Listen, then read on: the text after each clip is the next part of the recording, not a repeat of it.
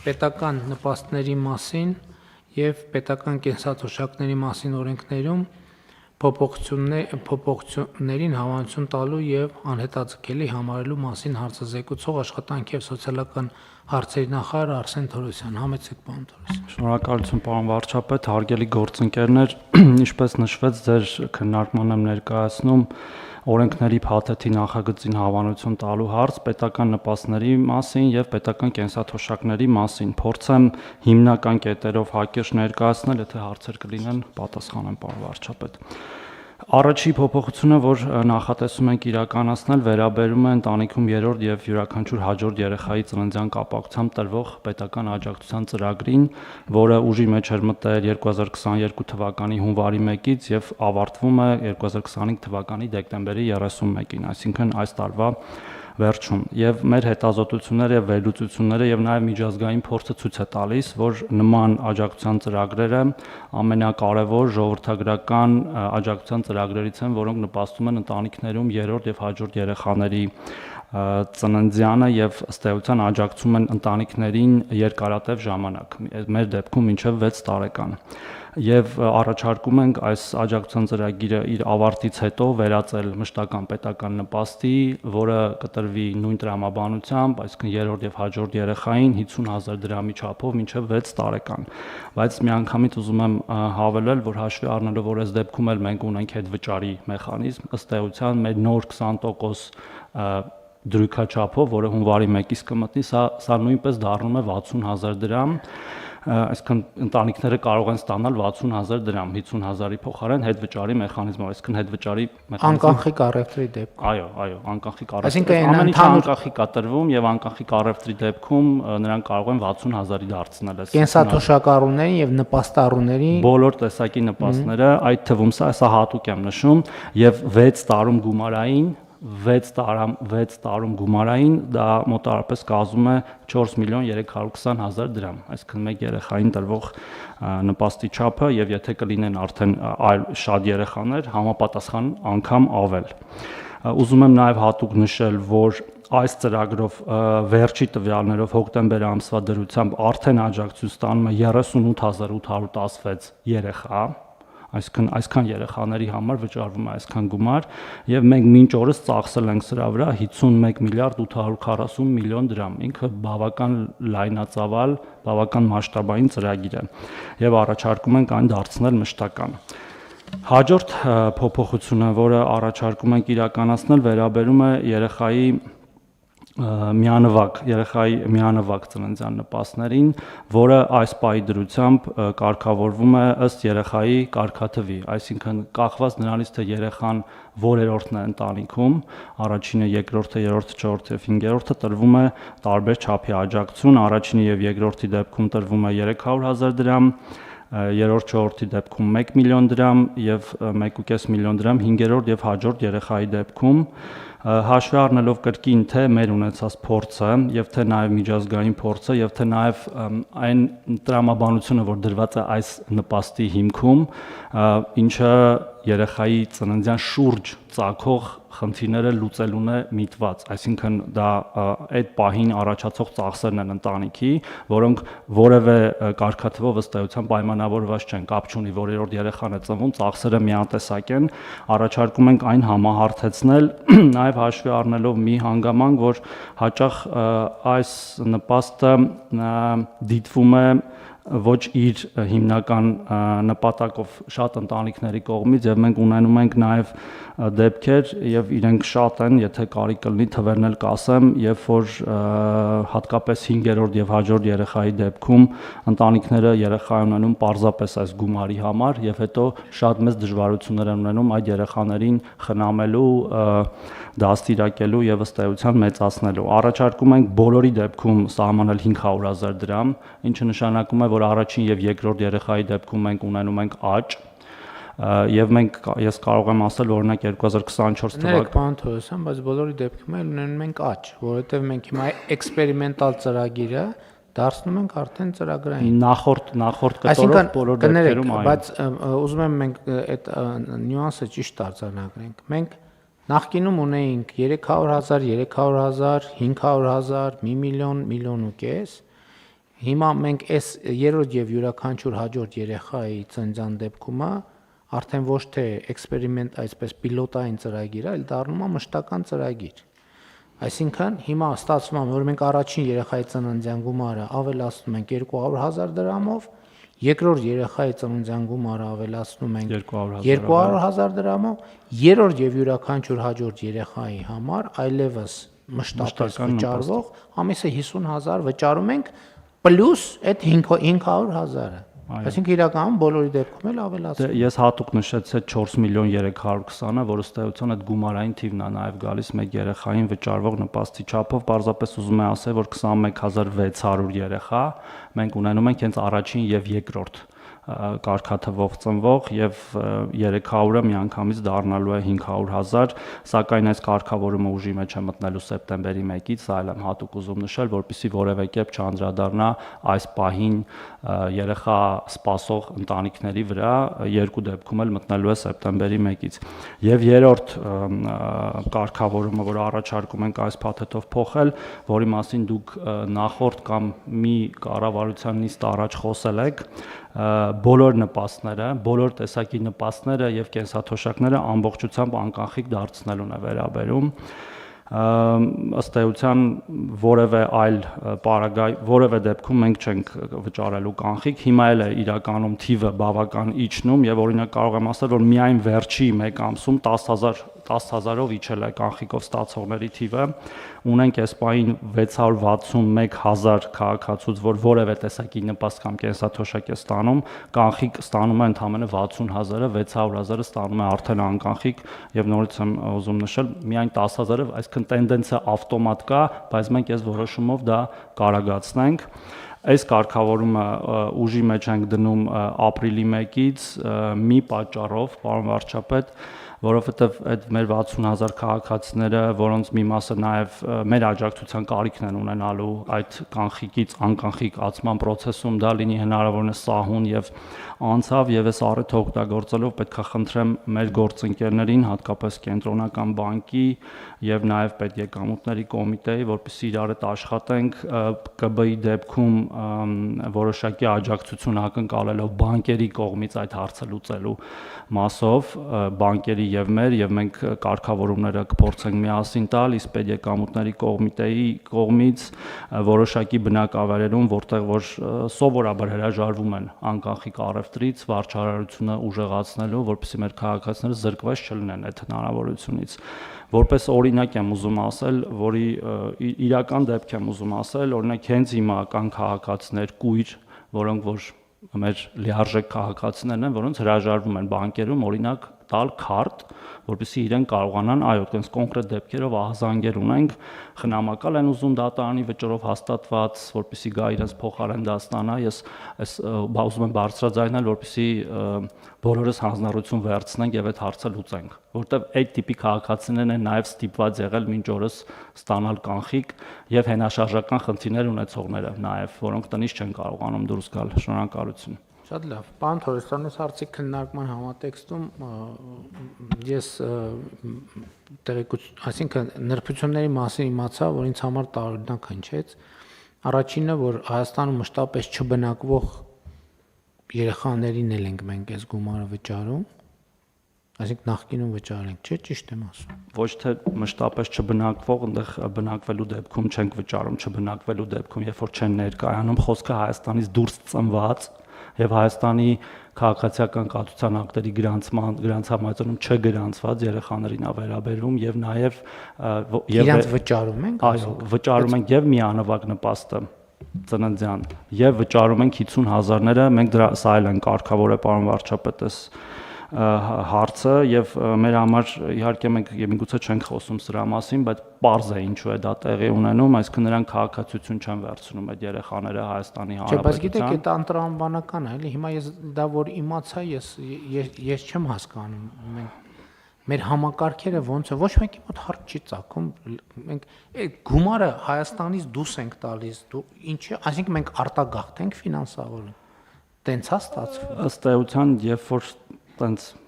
հասկացել ենք, փորձել ենք կարգավորել, ես թիվ կարող եմ ասել, օրինակ միայն 2024 թվականին 1450 նման միանվագ ծննդյան նպաստ ենք տվել այն երեխաների համար, որոնք որ Հայաստանի Հանրապետության քաղաքացու երեխա են, ծնվել են այլ երկրում, ունեն այլ երկրի ծննդական, բայց մեր քաղաքացիական կայացության ակտերում գրանցված չեն։ Հիմա այդ հարցը նույնպես կարգավորում ենք հետևյալ տրամաբանությամբ, պարոն վարչապետ։ Ծնունդից հետո 1 տարվա ընթացքում, եթե կգան կգրանցվեն, այսինքն կստանձնեն Հայաստանյան քաղաքացիությունը, կստանան այդ գումարը, եթե չեն ստանձնի, չեն ստանա։ Նույնը վերաբերում է 50,000-ներին, եթե երրորդ եւ հաջորդ երեխայի նպաստը երեխան կգա կգրանցվի, գրանցման պահից կստանա, եթե դա լինի նույնիսկ 2 կամ 3 տարեկանում։ Այսինքն գրանցման պահից մինչև 6 տարեկանը կստանա, մինչև այդ չի ստանա։ Հուսով եմ սա էլ կխթանի, որ մեր քաղաքացիները պատշաճ գրանցումները ապահովեն։ Ինձ էլի ուրիշ բան է անհանգստացնում, որ այսքան տարի տասնյակ տարիներով այս գումարները գնացել են, ոչ մեկի մոտ հարց չի ծագել։ Ոչ մեկի մոտ հարց չի ծագել, այս ինչ ենք անում, ասենք հիմա որ հաշվենք, պատկերացնում եք, քանի տասնյակ միլիարդ դրամ Հայաստանից դուրս է գնում։ Մենակ այս միանվագով 600 միլիոն դրամ տարեկան։ Ու ոչ մեկի մոտ հարց չի ծագել։ Ասենք պատահական մեկ էլ տենց խոսակցության ժամանակ կարող անցնելիս լսես, ասես ոնց կարա տենց բանել, չհավատաս։ Հետո պարզվի որ կա տենց բան, բայց էլի եմ ասում, չէ, պետական համակարգ մենք բոլորս ու հարց չի ծագել, այս ինչ ենք անում ժողովուրդ։ Եվ այսպես շարունակ, եւ այսպես շարունակ։ Այո, պետքա շատ հստակ արձանագրել, չի կարելի տենց բան անել։ Պետքա հստակ փակվել։ Ով որ եթե մարդ իրան չի կապում Հայաստանի հետ, եթե իր կյանքի կենտրոնը Հայաստանը չի, ինչի պետք է Հայաստանը վճարի։ Ասենք բան անենք, մենք մարդիկ ստեղ աշխատեն Մոնտե Կարլոյում բան անենք, ամենայն հարգանքով սիրում ենք բոլորին, բայց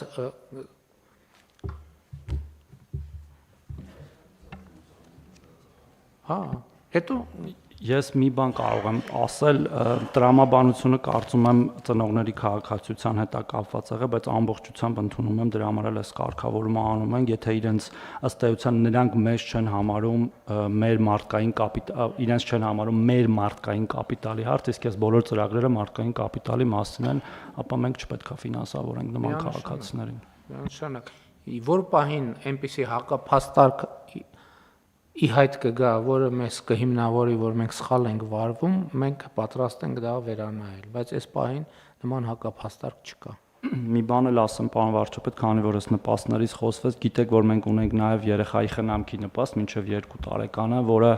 բավական ֆրագմենտացված է այս պահին, կախված նաև քաղաք, գյուղ, աշխատող, չաշխատող մայրերի հետ եւ այնտեղ էլ կա իդեպս խնդիրը այս քաղաքացիության, մենք դրան ավելի համապարփակ կանդրադառնանք եկող տարվա ընթացքում եւ կառաջարկենք ավելի նորարարական լուծումներ, այդ թվում նաև այս քաղաքացիությանը վերաբերող, որոնք ավելի շատ կխթանեն եւ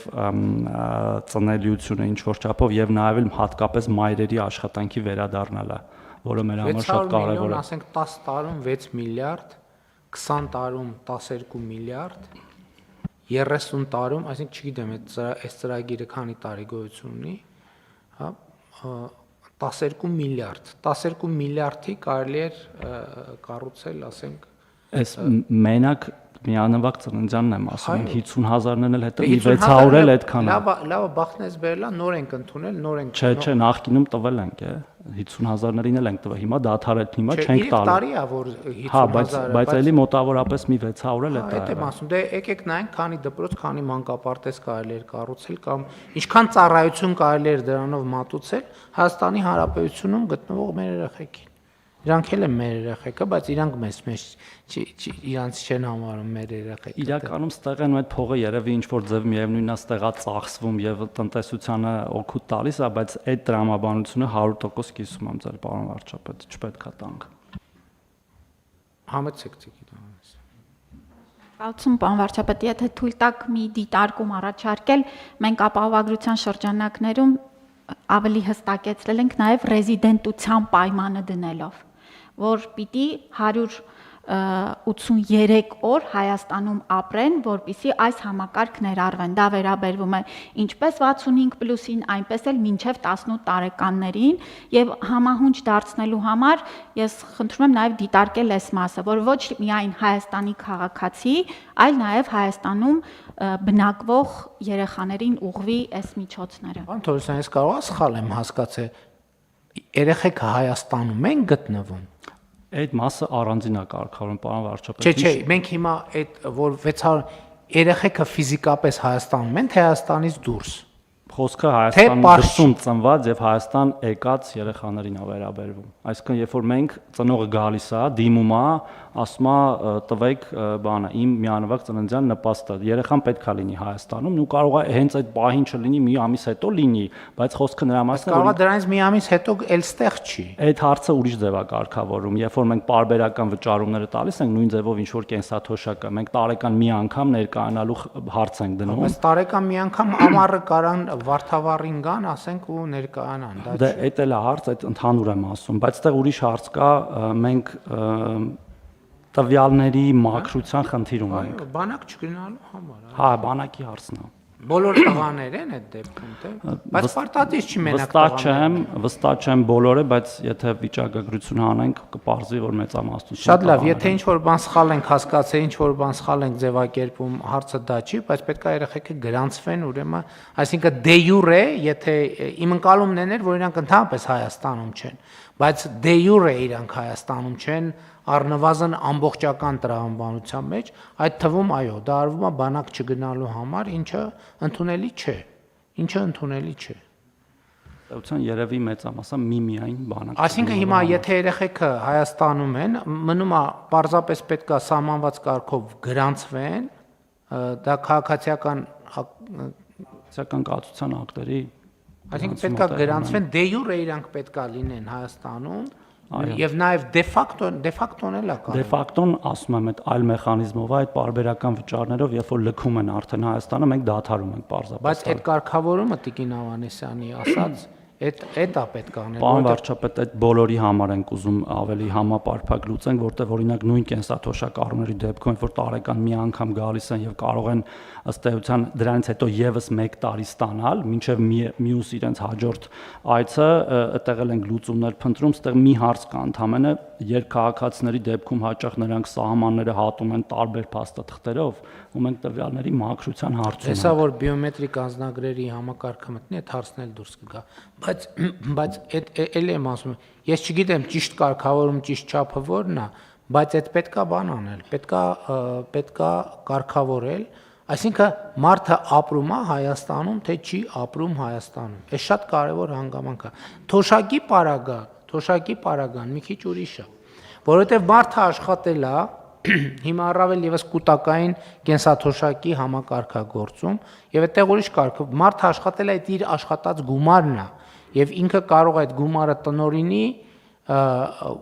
որտեղ ուզում է։ Այդքան էլ տես չի, պարոն վարչապետ, որտեղ կա ծերության նպաստ, որը ինքը չի աշխատել, բավարար չափով աշխատանքային ստաժ չի ունեցել, մենք պարզապես նպաստ ենք տալիս։ Մի րոպե։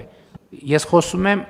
թոշակի այն հատվածի մասին, որը ձևավորվում է իր աշխատանքի արդյունքում։ Այդ մասը որտեղ ուզում է լինի մարդը, դա անձեռնմխելի է, դրան որևէ մեկը որևէ դեպքում, որևէ պայմանով չի կարող դիպչել։ Այն ինչ որ գեներացվում է այսօր Հայաստանում աշխատող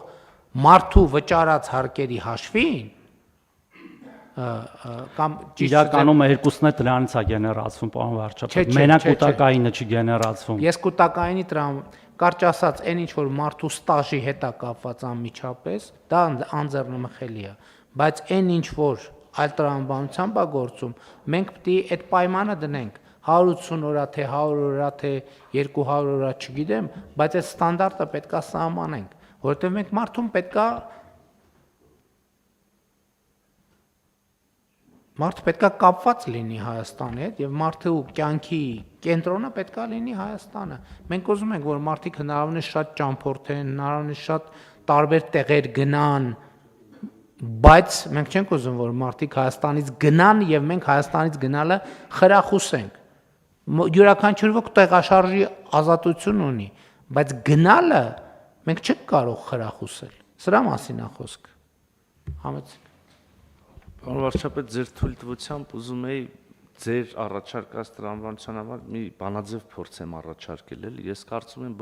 բոլոր նպաստային ծրագրերի դեպքում բացառություններ կարող են լինել առանձին դեպքերում դիտարկենք, բայց եւ ծնելիության հարցում, եւ ծերության այն ամեն ինչ, երբ որ նպաստ է, մենք դնենք երկու պայման համաժամանակյա՝ քաղաքացիության եւ ռեզիդենտության։ Այսինքն այդ երկու պայմանն էլ պետք է բավարարված լինի, որ որևէ ծրագրից քաղաքացին օգտվի։ Այսքանով կարծում եմ բոլոր հարցերը կլուծվեն։ Դա հենց նպաստը, որովհետև այո, նպաստը հենց այդ տրամաբանության մեջ տեղավորվում է։ Թոշակի դեպքում ճիշտ է, մի քիչ այնտեղ հարցեր կա, բայց ասում եմ, այնտեղ էլ է բանաձևը բարձ։ Այդ դեպքում, երբ որ ծերության նպաստ է եւ մարդը չի աշխատել, ստաժ չունի եւ ապրում է ուրիշ երկրում, այդ դեպքում էլ մենք կարող ենք ասել, որ դա մեր ֆինանսավորման հարցը չի։ Ամեն դեպս մտածեք լուծում։ Այդ արդեն մտածում ենք, պարոն վարչապետ, լրիվ կիսում եմ, այդ թվում լինում են դեպքեր, երբ որ քաղաքացին օրինակ քաղաքացիություն է ստանում Հայաստանի, որը ասենք օրինակ 64 տարեկանում, եւ ինքն մենք 65 տարեկանից ստիպված ենք ծերության նպաստալ, ինքը երբևէ Հայաստանում չի ապրել, բայց տարի մի անգամ կարող է գալ Հայաստան, ներկայանալ բանկ եւ այդ ամբողջ տարվա ընթացքում իր ծերության նպաստը սովորաբար այլ երկրում ծախսել։ Գիտեք, ԵԱՏՄ-ում այդ հարցը կարգավորված է, որովհետև ԵԱՏՄ-ում ստաժները փոխանցելու, պարոն Գրիգորյան, ճիշտ եմ, չէ՞, հիշում, որոշում կա, որ ԵԱՏՄ-ի տարածքում այդ խնդիրը լուծված է, բայց այլ դեպքերում դա իհարկե խնդիր է։ Պետք է համեն դեպս շատ մեծ եւ բարդ թեմա է, հիմա մենք տենց կարող է ինչ-որ բան ճիշտ հասկացանք, օժնրբություններ սխալ հասկացանք, ինչ-որ բան ճիշտ ասեցինք, օժնրբություններ սխալ ձևակերպեցինք, հարցը դա չի, դա թեմա է, որը պետք է լրջորեն նայել եւ գալ պետականակենտրոն պլյուս մարդակենտրոն տրամաբանությամբ, բայց առանց մեկը մյուսից տարանջան։ Միանշանակ, պարոն վարչապետ։ Շատ լավ։ Կան համեցեք։ Պարոն վարչապետ, իրականում ինչ թեմա էլ որ քննարկենք, շատ կարևոր է պետության դիրքերից հասկանալ, թե մենք քաղաքացիության ինստիտուտին ոնց ենք վերաբերում Հայաստանի Հանրապետությունում։ Եվ այս պահի դրությամբ մենք հիմնովին վերանայում ենք ոլորտը, մինչև տարեվերջ պատրաստ կլինի միգրացիոն ոլորտի կառավարման ռազմավարական կոնցեպտը, ու այնտեղ մի առանձին բաժին նվիրված է հենց Հայաստանի Հանրապետության քաղաքացիությանը, որովհետև տարիներ շարունակ ձևախեղել ենք տարբեր մոտեցումներ, մի դեպքում մարդակենտրոնության հետևից գնալով քաղաքացիության ինստիտուտն ենք ստորադասել, մյուս դեպքում ավելի շատ ինստիտուտին ենք դեր ու նշանակություն տվել, քան մարդու որոշակի կարիքներին, ու մինչև տարեվերջ մենք պատրաստ կլինենք ավելի մեծ կազմով քննարկման, որպեսզի ներկայացնենք մոտեցումներ, որտեղ ինչ մոտեցում որ որդեգրեցինք, մնացյալ բոլոր ոլորտներում մեր մոտեցումները կկարողանանք ավելի ճիշտ ու սինխրոն կազմակերպել։ Շատ լավ։ Շատ լավ։ Շատ լավ, հարցը դրվում է քվեարկության, խոսքը 23-րդ հարցի մասին է։ Ովքեր են դեմ որոշման ընդունմանը, դեմ չկա, որոշումն ընդունված է եւ մենք արձանագրեցինք, որ հարցերի մի շերտ կա, որոնց շուրջ պետք է շարունակենք աշխատել։